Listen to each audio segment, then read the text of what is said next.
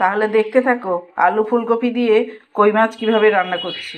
মাছগুলোতে নুন হলুদ মেখে নিয়েছি। আলু ফুলকপি দিয়ে রান্না করব।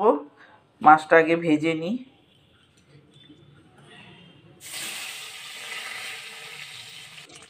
দেখো বেশি কড়া করে ভাজবো না, অল্প একটু ভাজবো।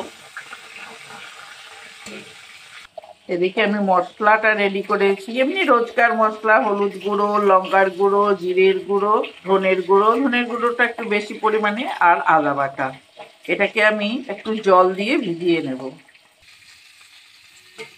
আলু ফুলকপিটা একটু ভেজে নিচ্ছি।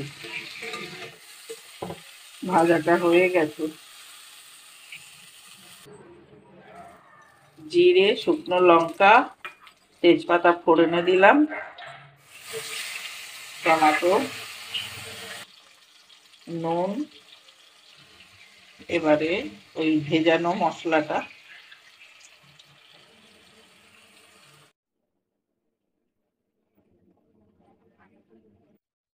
ভেজে রাখা আলু ফুলকপি, এবার দিচ্ছি গরম জল সেদ্ধ হওয়ার মতো। কপিগুলো সেদ্ধ হয়ে গেছে, এবারে ভেজে রাখা কই মাছটা দিয়ে দিচ্ছি। দিয়ে এবার একটু চাপা দিয়ে দেব। হয়ে গেছে, এবারে একটু ভাজা গরম মশলার গুঁড়ো দিয়ে দিলাম, একটু চাপা দিয়ে দেব, গন্ধটা বসতে দেব, গ্যাসটা অফ করে দিলাম।